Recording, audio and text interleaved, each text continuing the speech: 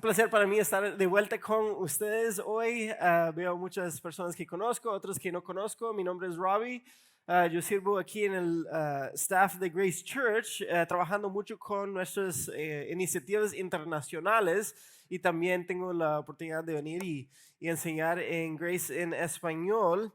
Las últimas 2 semanas he estado fuera del país y al otro lado del mundo, entonces estuve en Asia, diferentes países en Asia, Filipinas, Singapur y una parte de la India que está cerca de las Himalayas.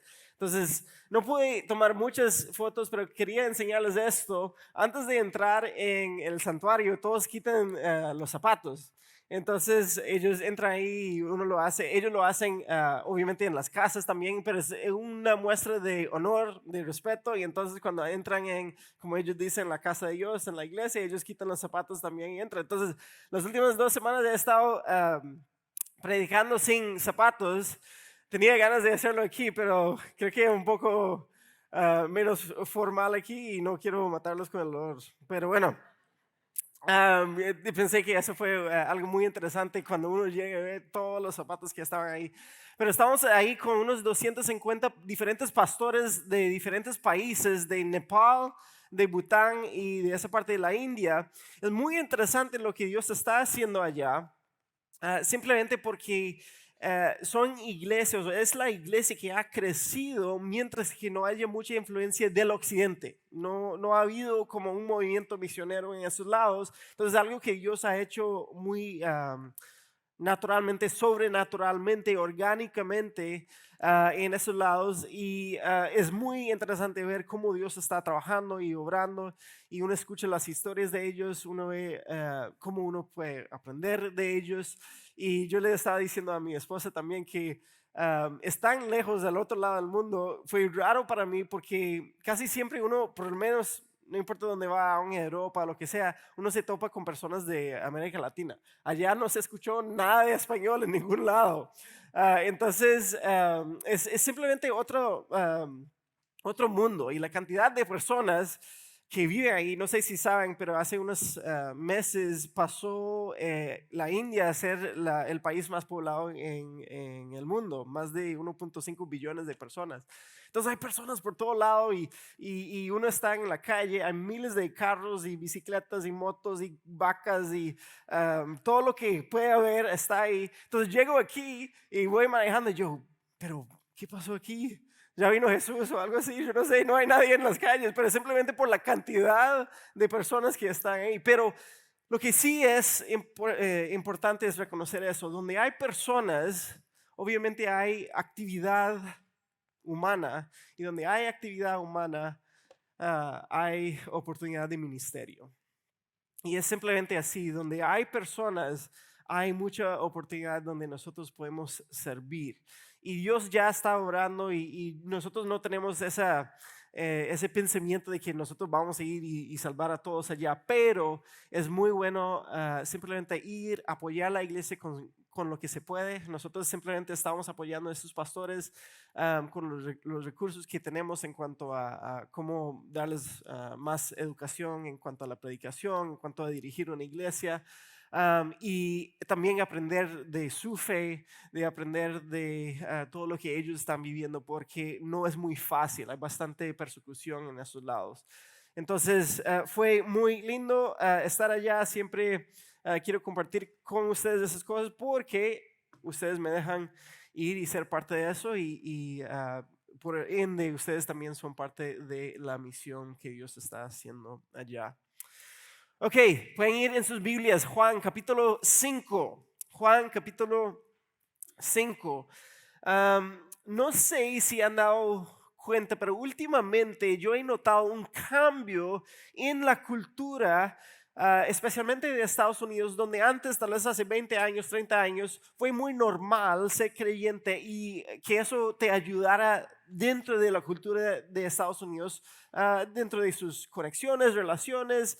Pero últimamente uno siente un poco más de presión porque no hay tanta gente de acuerdo como antes. Más bien, mi esposa me estaba compartiendo algunas cifras que ella estaba leyendo en un libro que nos debe de llamar la atención, por lo menos. donde habla de que por lo menos el 60% de los jóvenes después de los 15 años y han crecido en la iglesia están saliendo de la iglesia. Pero más importante que eso es la razón por qué, las razones por qué, algunas diferentes razones, pero dicen que 41% no están seguros que Jesús de verdad se resucitó físicamente. Otras 63% no creían que Jesús es de verdad hijo de Dios o aún dijo que era hijo de Dios. Otro dice, 44% dice que creen que, bueno, la Biblia es simplemente un libro entre muchos otros libros que tienen autoridad espiritual. 33% creen que Jesús es simplemente un camino entre muchos otros caminos que uno puede encontrar la verdad. 60% no confían en la Biblia y 70% dudan si la Biblia dice sobre Jesús, lo que dice la Biblia sobre Jesús es cierto. Entonces, hay muchos problemas con todo eso, pero el punto es eso.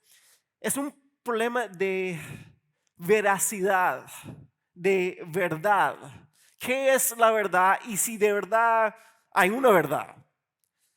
Que todo es relativo simplemente porque lo que tú crees es lo que tú crees y esa es la verdad para ti, pero para mí esa es la verdad para mí, así que no te metes con eso.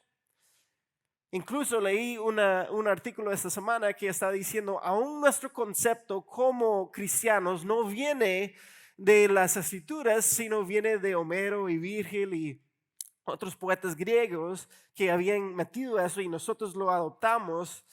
Y vi personas que dicen ser creyentes afirmando eso. Simplemente porque están diciendo, oh sí, Jesús fue un hombre interesante, lleno de filosofías, lleno de buenas enseñanzas, pero su punto de vista es simplemente un punto de vista entre miles de millones de otros puntos de vista que ahora ha experimentado el mundo y la historia de la humanidad. Y todo esto para decir que nuestras creencias y aún el objeto de nuestras creencias, Jesucristo, está bajo ataque. Pero cuando volvemos a Juan capítulo 5, vemos que eso no es nada, algo nuevo. Eso es algo común. Entonces, aun cuando estamos leyendo el libro de Juan, es importante que nosotros estemos pensando, Juan lo que está haciendo es construyendo argumentos, no solo para debatir y defender la verdad, sino para construir un marco que apoya una conclusión y esa conclusión es que Jesús es Dios, que Jesús es quien dijo que era y por eso deberíamos de poner nuestra fe en Él por quien es. No simplemente por lo que dijo, no simplemente por lo que hizo, sino por quien es. Y eso en realidad es lo que nosotros tenemos que estar pensando al vivir en la cultura donde nosotros estamos viviendo. Entonces hoy tenemos una historia que pinta o que nos habla de un evento y después la reacción de la cultura alrededor de Jesús en ese momento. Pero después empezamos un discurso donde Jesús empieza a defenderse quién es realmente ante todas las personas que lo están escuchando. Entonces, versículo 1 de capítulo 5 empieza así. Yo voy a leer, hacer algunos comentarios, algunas aplicaciones, pero realmente quiero que nosotros escuchemos lo que está diciendo las escrituras hoy. Y es un pasaje largo. Después Jesús regresó a Jerusalén para la celebración de uno de los días sagrados de los judíos. Dentro de la ciudad, cerca de la puerta de las ovejas, se encontraba el estanque de Bethesda, que tenía 5 pórticos cubiertos. Una multitud de enfermos, ciegos, cojos, paralíticos estaban tendidos en los pórticos. Entonces es la escena para un milagro que va a pasar. Y este milagro ya no tiene que ver con lo que hemos visto Jesús haciendo, cambiando el agua al vino. Ahora eso tiene que ver con su poder aún sobre la enfermedad. Pero si ve aquí, las enfermedades que menciona aquí no son simplemente enfermedades como gripe o algo rápido, son enfermedades crónicas. Él habla de ciegos, cojos, paralíticos. Y entonces lo que encontramos aquí es un estanque, un cuerpo de agua que está allá. Y todas esas personas estaban ahí.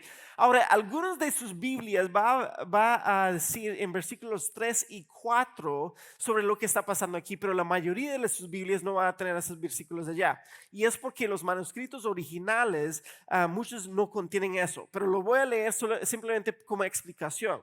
Dice así. Esas personas están ahí tendidos en los pórticos esperando un determinado movimiento del agua. Entonces, de alguna manera, en ese estanque de vez en cuando salían como burbujas o se agitaba mucho el agua. No sabíamos de qué estaba hablando, tal vez había una fuente allá abajo, entonces salía el agua, entonces se movía, pero las personas creían, dice, que un ángel del Señor descendía de vez en cuando, agitaba el agua y la primera persona que se metía en el agua, entonces sanaba de cualquier enfermedad que tenía. Entonces piénsenlo así, es su oportunidad de sanarse, de ser ciego, cojo, parapléjico, paralítico, lo que sea, en ese momento cuando se mueve el agua. ¿Tú crees que va a haber un poco de competencia allá? Se mueve, todos van corriendo, el primero que allá se sana. Ahora, ¿cómo estaba funcionando todo eso? Yo ni tengo idea. Pero eso es lo que ellos creían y eso es lo que Juan está hablando de la escena allá. Entonces, estanques de agua, se mueve el agua, las personas con todas esas enfermedades crónicas, ellos se van a meter en el agua y supuestamente se sanan. Versículo 5. Uno de ellos era un hombre que hacía 38 años estaba enfermo. Entonces, de toda la multitud, el texto subraya un hombre en particular que ha estado allá por 38 años. Esa es mi edad y yo no soy tan joven. Eso es mucho tiempo. 38 años que él ha estado esperando meterse en la piscina y no ha podido. Entonces, yo no sé si ustedes han tenido alguna enfermedad por mucho tiempo. Algunos de ustedes yo sé que han sufrido por cosas crónicas. Otros de nosotros 3 días con fiebre y ya estamos, queremos vivir, ¿verdad? Pero en este momento tienen 38 años esperando para que se pueda sanar. No ha podido. Ahora, también se nota después, por lo que Jesús le dice, que es parapléjico, no puede mover. Entonces, piénsalo, aún hoy en día la dificultad de vida, aún con nuestras leyes, aún con todas las facilidades, aún con silla de ruedas, todo lo que tenemos hoy en día, lo difícil que es vivir una vida de esa manera. Piénsalo en esa etapa, cuando no hay rampas, donde quién sabe cómo va a funcionar. Y entonces para esas personas, él tiene que moverse, alguien tiene que levantarlo, llevarlo a algún lado, o él tiene como que gatear para algún lado, sus manos van a estar sucios, porque allá obviamente no usan la plomería como nosotros lo tenemos. También muchas de personas que sufren de esos casos puede ser que no tienen control de cómo hacen las necesidades, entonces la higiene hubiera sido fatal para esa persona y eso es simplemente como él vivía. 38 años viviendo en ese estado. Las personas no hubieran querido estar con él, no hubieran querido hablar con él, quieren mantenerse una distancia, especialmente los judíos. Es alguien que no es limpio, no voy a estar con ellos y él no tiene esperanza más allá que lo que es su vida. Hubiera tenido que existir simplemente por la caridad de las personas, pidiendo limosna, lo que sea, y eso es su vida. Versículo 6. Cuando Jesús lo vio y supo que hacía tanto que padecía la enfermedad, le preguntó, ¿te gustaría recuperar la salud? De alguna manera Jesús lo ve entre todos los otros que están allá. Jesús lo ve cuando habla de ver en las escrituras, especialmente cuando Dios ve a uno, está hablando de reconocer. Da dignidad a una persona que no merece o no está acostumbrado a esa dignidad, da honor, da realidad, da su existencia. Cuando él lo ve, lo mira y tiene compasión y tiene empatía y tiene simpatía y él ve la necesidad de él. Pero le hace una pregunta, ¿te gustaría recuperar la salud? Es como obvio a Jesús le gustaría recuperar la salud, pero él le hace la pregunta, no asume que lo quiere. Y yo creo que es importante aún para nosotros. A veces las personas que están en tanta necesidad, espiritualmente también, no nos damos cuenta que tenemos tanta necesidad. Entonces, la pregunta que está haciendo está subrayando la verdad que si esa persona de verdad ve, oh, yo sí necesito a alguien más allá que yo. Yo sí necesito a alguien fuera de mí para ayudarme. Y ahora yo creo que él sí lo hace porque su respuesta es que no puedo, Señor, contestó el enfermo en versículo 7.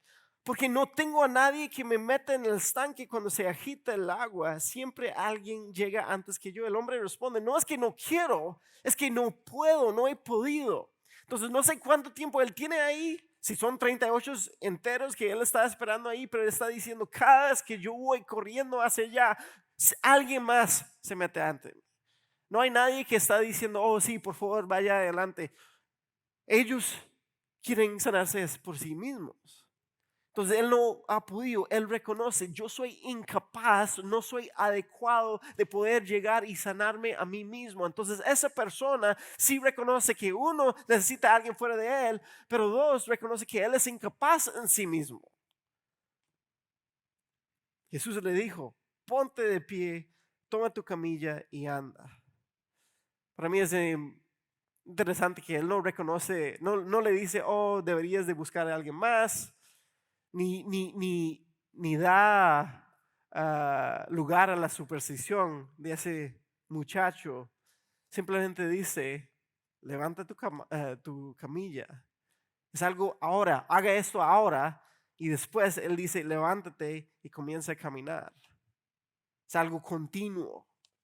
Lo cura en el instante y tiene resultados y consecuencias que van a continuar, continuos.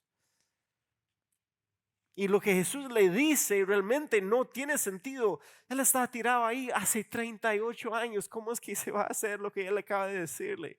No tiene sentido. Entonces yo, siendo él, yo voy a pensar, ¿qué está haciendo ese señor? Me está burlando. Él ve que yo no puedo hacer esas cosas. Pero eso no es su respuesta. Él aparentemente tiene la fe para obedecer. Y dice, versículo 9, al instante el hombre quedó sano, enrolló la camilla y comenzó a caminar. Se sana. Aún si viviera, digamos, 15 años más de vida, su vida es completamente otra vida. Es una nueva vida por completo. Toma su cama y camina. Yo veo eso y pienso a veces aún en nuestras propias situaciones, cómo estamos delante del Señor. Y muchos de nosotros ni nos damos cuenta que estamos en tanta necesidad como ese Señor. No, porque mi vida física está bien, todo va bien, pero no nos damos cuenta que espiritualmente estamos muertos. No simplemente enfermos, estamos muertos. Y viene Jesús y dice, hey, ¿tú quieres vida? Y nosotros, ¿tú quieres vida? Y nosotros, no, estamos bien, yo estoy bien aquí. No nos ni reconocemos que necesitamos de Él, ni queremos lo que Él nos puede ofrecer porque estamos bien. No, yo controlo mi vida, yo tengo un poco o yo pienso que yo tengo un poco de control sobre mi vida. Y si yo digo que sí a Él, entonces voy a tener que hacer lo que Él dice, voy a tener que obedecer a Él. Y Él viene y Él dice, hey, yo te ofrezco una vida nueva, pero usted tiene, ¿de verdad te quiere sanar? Entonces, para los que no han puesto su fe en Cristo, eso es lo que Él nos ofrece a cada uno de nosotros. Y no es algún tipo de religiosidad, como vamos a ver. No, Él nos ofrece salir del estado donde nosotros estamos a una vida completa y nueva. Eso es lo que Cristo hace para nosotros. Seguimos leyendo, dice así. Pero ese milagro sucedió el día de descanso. Entonces uno piensa, qué buena historia, ya terminó, qué bueno Jesús hizo lo que, pero eso no es el punto de Juan. Entonces él va a explicar el resto de la historia. Pero ese milagro sucedió el día de descanso. Ellos tenían ese día de descanso que se llamaba el sábado. Para ellos era algo sumamente importante para los judíos porque si ustedes estuvieron con nosotros en la serie de Daniel, una de las razones que ellos estaban llevados al cautiverio, al exilio, sacados de su tierra, donde ya no ellos no podían estar en la presencia del Señor en el templo y vinieron los babilonios y los destruyeron todos y los sacaron. Una de las razones porque no respetaron el sábado, no estaban honrando a Dios con su tiempo. Entonces ellos ya después de todo eso se pusieron muy celosos por el sábado. Entonces, por un lado, vemos aquí un poco de, hay que entender un poco los líderes religiosos que ahora acusan al muchacho, pero también vamos a ver donde ellos han puesto reglas más allá que la relación y la realidad que es importante entre Dios y su pueblo. Dice así, pues, pero ese milagro sucedió el día del descanso, así que los líderes judíos protestaron. Le dijeron al hombre que había sido sanado, no puedes trabajar el día del descanso, la ley no te permite cargar esa camilla. Entonces se imagina a él, toda una vida, no puede caminar. Jesús le dice, agárrale la camilla y empieza a caminar, lo hace y él va feliz y de inmediato ellos dicen, hey, no puedes hacer eso. Entonces, de nuevo, él tiene nueva vida y de repente la ley religiosa está tratando de aplastar eso. Lo agarran por estar cargando su camilla. Ahora, una vez más, hay que entender a ellos y tal vez si él es alguien quien por su trabajo, él mueve muebles o tiene que llevar una camilla a un lado a otro lado, tiene sentido. Pero eso no es el caso. Entonces tiene que haber flexibilidad. Pero lo que están haciendo es poniendo más énfasis en las reglas en vez de la relación que ellos tienen con el Señor. Entonces él responde, versículo 11, el hombre que me sanó me dijo, toma tu camilla y anda. ¿Quién te dijo semejante cosa? Le exigieron. El hombre no lo sabía porque Jesús había desaparecido entre la multitud. Pero después Jesús lo encontró en el templo y le dijo, ya está sano. Entonces ya él está sano, me imagino que fue al templo para definir a los sacerdotes que él está sano y todo eso. Así que Jesús dice, deja de pecar o podría sucederte algo mucho peor. Entonces el hombre fue a ver los líderes judíos y les dijo que era Jesús quien lo había sanado. Ahora es muy interesante para mí porque suena como él no está tratando muy bien a Jesús. Jesús lo sana y después lo acusa. Pero creo que hay algo mucho más grande que está pasando aquí, que Juan quiere hacer el punto para demostrar que aún Jesús él podría haber sanado él en otro día. Entonces Jesús está también empujando un poco los límites para las personas, para que ellos se den cuenta quién es Él, que Él está sobre el sábado, que Él está sobre el día de descanso. Pero Él va y Él encuentra el Señor que está ahí y le dice algo sumamente interesante. Él dice, deja de pecar o te puede pasar algo peor. Ahora, yo he visto muchos diferentes comentarios sobre todo eso. Todos nosotros sabemos por las escrituras una cosa que es eso. No todo sufrimiento viene simplemente por el pecado, por nuestro pecado, pero también no todos los que pecan están sufriendo. Entonces, lo que yo creo que está pasando aquí es algo que Jesús está hablando directamente a ese señor, que él quiere hacerle el punto al decir, hay cosas peores que sufrir físicamente. Y las consecuencias y los resultados de seguir pecando puede resultar en algo mucho peor aún de lo que tú has vivido. Es una realidad espiritual. Y nosotros tenemos que reconocer eso. Las consecuencias del pecado no es simplemente, oh, me va a ir mal en la vida. No es karma. Ahora cuando estoy en la India, todo eso es de karma, ¿verdad? Y nosotros tenemos nuestra versión cristiana de karma. Si tú haces eso, entonces Dios te va a hacer esto. Y eso no es lo que nos hablan las escrituras. Dios es soberano, Él nos da su gracia cuando no lo merecemos, aún Él da gracia aún a personas que no lo sigan, pero también hay consecuencias por lo que nosotros estamos viviendo y experimentando en este mundo. Pero eso no es simplemente está hablando de karma, está diciendo si tú sigues en una vida que está llena de pecado, que tú sigues en tu naturaleza pecaminosa, entonces va a haber consecuencias mucho peor que lo que tú has vivido. Pero él dice eso y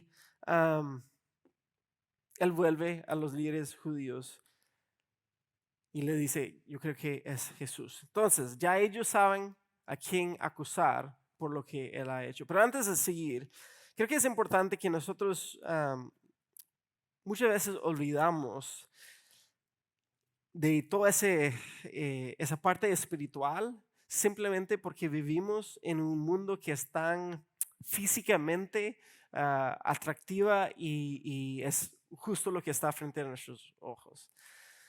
Cuando viajo a veces, y ustedes lo saben también, cuando nosotros vamos a nuestros países, por ejemplo, de donde nosotros venimos, siempre se habla mucho más de guerra espiritual, vemos cosas que son raras, cosas que son diferentes.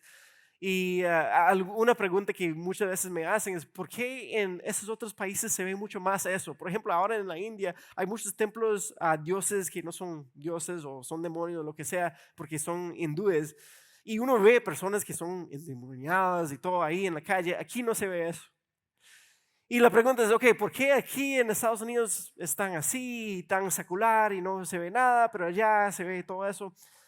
Es porque creo que aquí somos tan enamorados con lo físico, con el dinero, con las casas, con los carros, que el diablo no tiene que preocuparse por nosotros. Estamos suficientemente distraídos por lo físico como que para asustarnos con lo espiritual.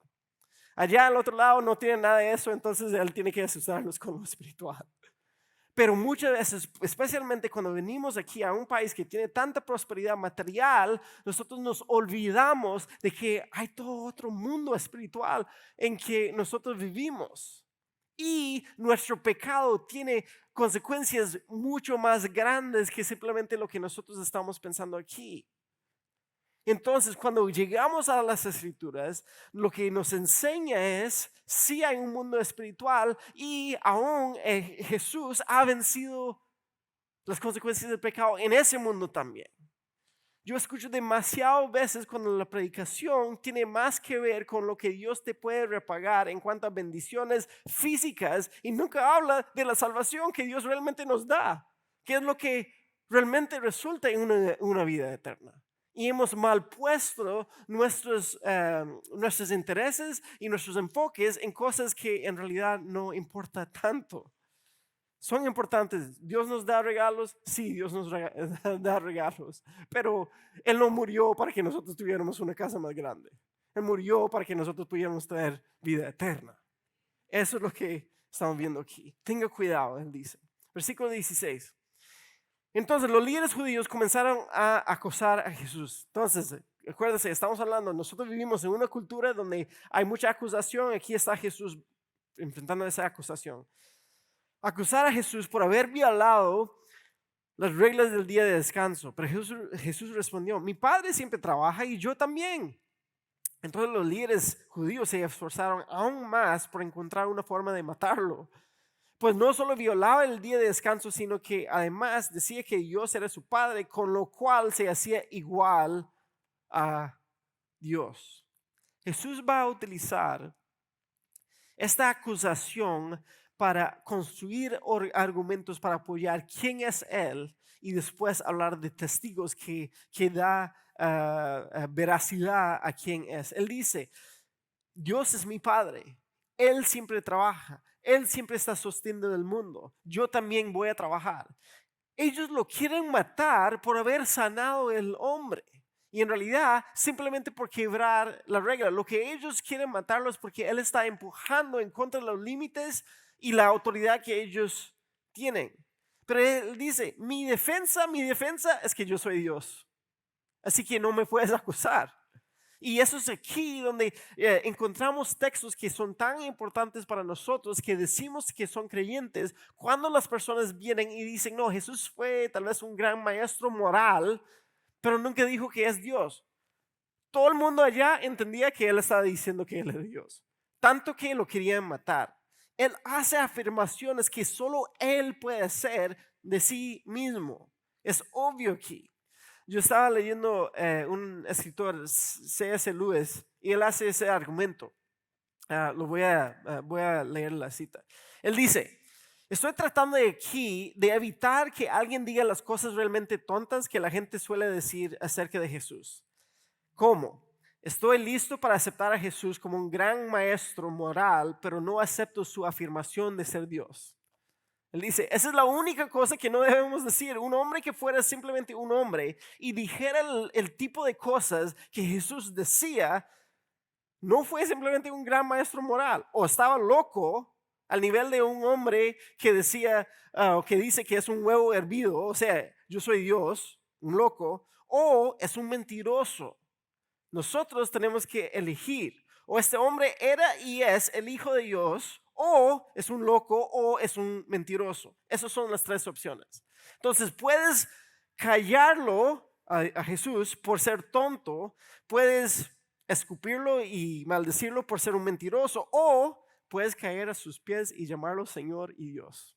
Esas son las opciones que nosotros tenemos delante de la verdad que estamos viendo en esas escrituras. Pero no vengamos con ninguna tontería de condescendiente acerca de que Él es un gran maestro humano. Eso no tiene sentido. Él nunca estaba diciendo así. Si queremos enfocar en un gran maestro humano, hay miles de esos. Pero ninguno decía quién era y después se resucitó para demostrar quién era quien dijo que era. Entonces Él hace afirmaciones absolutas, exclusivas, específicas. Y yo sé que cuando nosotros decimos, ok, eso es lo que creemos, entonces eso hace ofensa, la gente toma ofensa a lo que nosotros estamos diciendo. Y es justo lo que estamos viendo aquí, la ofensa que los otros toman de Jesús cuando Él habla. Entonces Jesús explicó, les digo la verdad, el Hijo no puede hacer nada por su propia cuenta, solo hace lo que el Padre hace. Todo lo que hace el Padre también lo hace el Hijo, pues el Padre ama al Hijo y le muestra todo lo que hace. Entonces Él va a decir, ¿sabe cómo sé que yo soy Dios? Uno, porque yo hago lo que Dios hace. Segundo, Él dice, de hecho el Padre le mostrará cómo hacer cosas más trascendentes que el sanar a ese hombre. Entonces ustedes quedarán realmente asombrados. Pues así como el Padre da vida a los que resucita de los muertos, también el Hijo da vida a quien Él quiere. Jesús no solamente hace lo que el Padre hace, Él da vida como el Padre da vida. Además, versículo 22. El Padre no juzga a nadie, sino que le ha dado al Hijo autoridad absoluta para juzgar, a fin de que todos honren al Hijo, así como honran al Padre. El que no honra al Hijo, ciertamente tampoco honra al Padre que lo envía. Él hace lo que el Padre hace, Él da vida como el Padre da vida, Él tiene la autoridad para juzgar porque el Padre le dio la autoridad para juzgar. ¿Quién tiene la autoridad para juzgar? Solo Dios. Él está haciendo afirmaciones de quién es Él.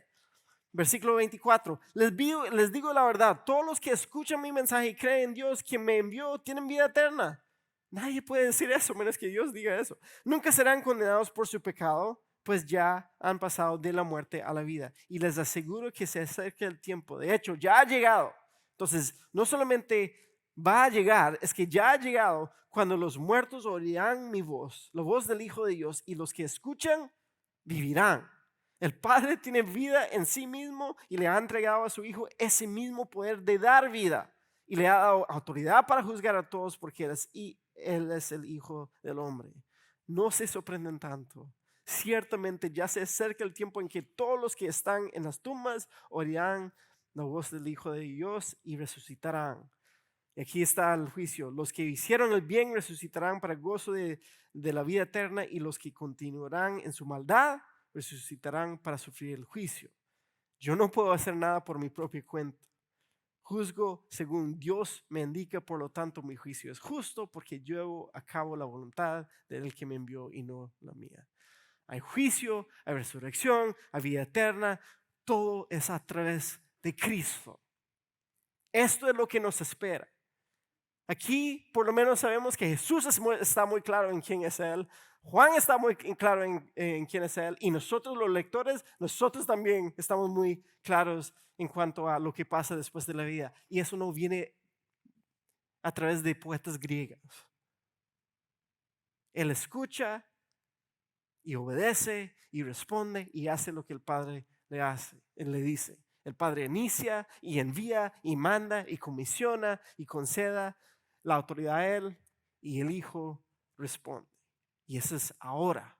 Entonces hay consecuencias presentes en lo que Cristo está haciendo en nosotros y a través de nosotros y en nosotros como iglesia. Una vez más, lo que nosotros vivimos y experimentamos nada más por los 5 sentidos no es todo lo que hay. Hay algo mucho más allá y Jesús es muy claro. Y después Él termina el pasaje dando 5 testigos para decir quién es Él. 31. Si yo diera testimonio en mi propio favor, mi testimonio no sería válido. Pero hay otro que también da testimonio de mí, eso está hablando de su Padre, y les aseguro que todo lo que dice acerca de mí es verdad. De hecho, ustedes enviaron a sus hombres para que escucharan a Juan el Bautista. Ese es el segundo testigo. Y el testimonio que él dio acerca de mí fue cierto. Por supuesto, no necesito testigos humanos, pero digo estas cosas para que ustedes sean salvos. Juan era como una lámpara que ardía y brillaba. Él iluminaba el camino hacia Cristo. Todo apunta hacia Cristo y eso es lo que él está diciendo. Pero eso no es todo. Yo también tengo otro testimonio. Él dice, mis enseñanzas, mis milagros. El Padre me dio esas obras para que yo las realizara y ellos prueban que Él me envió. Entonces Él sigue creciendo y construyendo sus argumentos. Yo tengo 5 testigos. Dios es mi testigo. Juan el Bautista es mi testigo. Mis obras son mis testigos. Las escrituras son mis testigos, versículos 39 y 40. Y también él termina diciendo, y aún Moisés es mi testigo, y Moisés es quien ustedes dicen que siempre están creyendo. Dice, versículo 45, sin embargo, no soy yo quien los acusará ante el Padre, Moisés los acusará. Sí, Moisés en quien ustedes han puesto su esperanza, si en verdad le creyeron a Moisés, me creerían a mí, porque él escribió acerca de mí. Pero como no creen en lo que él escribió, ¿cómo creerán en lo que yo digo? Todo apunta hacia Cristo. ¿Quién es Él? ¿Qué es lo que ha hecho? Y Cristo lo ha estado diciendo desde que Él estuvo aquí. Y eso hay consecuencias para ellos que están escuchando y hay consecuencias para nosotros quienes estamos escuchando aquí. Entonces vea todo lo que Él ha dicho. Sanidades y milagros, ese es testigo para mí. Yo tengo autoridad sobre el sábado, yo puedo sanar el mismo sábado y no es algo malo. Yo soy igual con Dios, yo soy el Hijo de Dios, yo doy vida eterna, yo resucito personas de la muerte, yo juzgo. Las escrituras del Antiguo Testamento tienen que ver con Él. Entonces lo que yo creo que nosotros tenemos que estar bien claro después de un texto así como hoy, es esto. Cuando las personas nos dicen, estás equivocado, Jesús simplemente fue un gran hombre, o no sabes lo que realmente pasó en ese tiempo, nosotros podemos decir, bueno, si yo creo en la autoridad de las escrituras, yo no puedo negar que Cristo decía ser Dios. Nos dice de Jesús, nos dice cómo deberíamos de entenderlo. Ahora, yo no creo que nosotros deberíamos estar estudiando todo eso simplemente para discutir y argumentar. Yo creo que es importante para que nosotros podamos tener un fundamento fuerte donde yo estoy seguro que mi fe está puesto en lo correcto. Dios no nos puso aquí para estar discutiendo y argumentando con todo el mundo y tratando de causar problemas, pero sí podemos vivir una vida que refleja nuestra creencia sobre la verdad que tenemos como fundamento.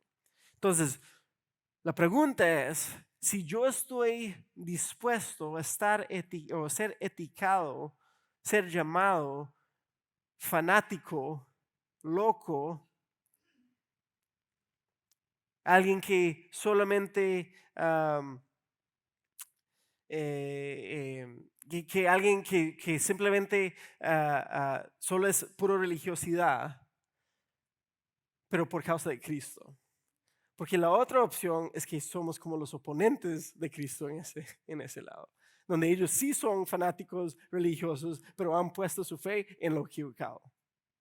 Y en eso Jesús los acusa. Porque lo que ellos han hecho es han tomado algo que Dios les dio como regalo, un día de descanso, y lo han hecho como una regla que todos tienen que seguir y condenan a otros de esa manera. Entonces en eso uno puede encontrar simplemente esa enfermedad espiritual o una enfermedad religiosa donde uno está más enfocado en lo que Dios nos ha dado en vez de Dios mismo.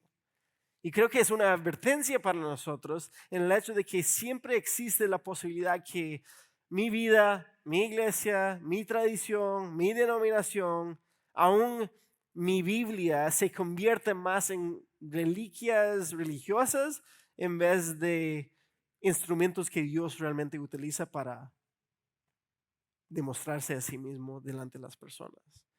Porque yo he visto muchas personas, hombres y mujeres, obtienen sus doctorados, estudian mucho, escriben mucho, son muy inteligentes, pero sus vidas reflejan que ellos realmente no ponen su fe en Cristo.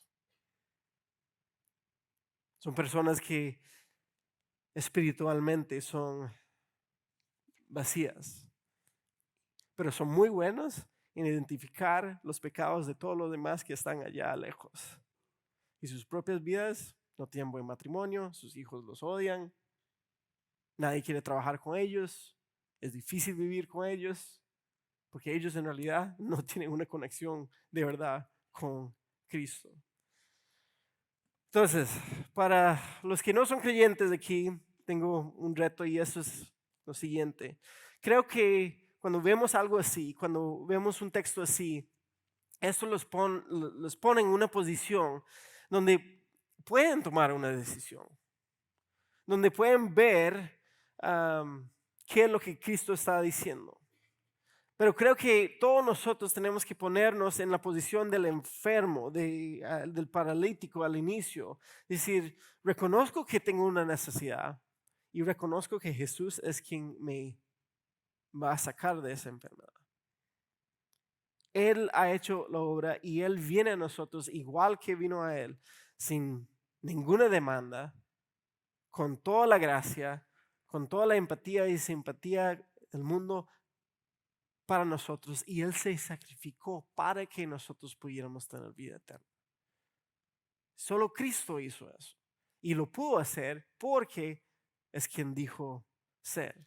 Y para los creyentes yo creo que esa es la base sólida donde nosotros podemos enfrentar las presiones que nosotros estamos viviendo en esta cultura. Como papás, ¿cómo es que nosotros criamos nuestros hijos en esas bases sólidas?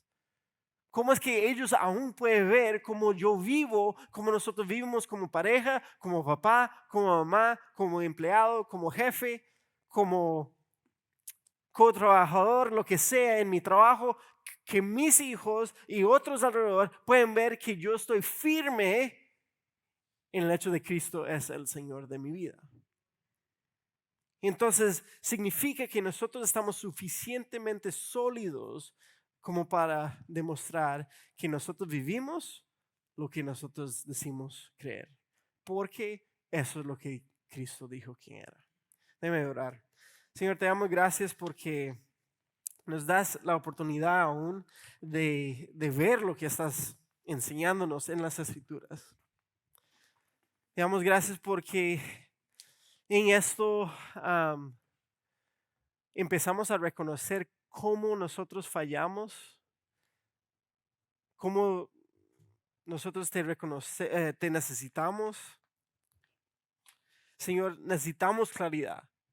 Entonces yo pido por las personas que estén aquí que tal vez no han tenido eso en claro en sus vidas, que ellos pueden ver que tú eres el Señor, que tú eres Dios, que hay testigos de eso y que tú mismo decides de eso de ti. Yo pido que nos enseñas, nos iluminas y nos das la habilidad simplemente de aceptar ese gran amor que nos has dado. Te amamos, Señor. Pido que ahora podamos responder en adoración a lo que hemos aprendido. Es en tu nombre que oramos. Amén.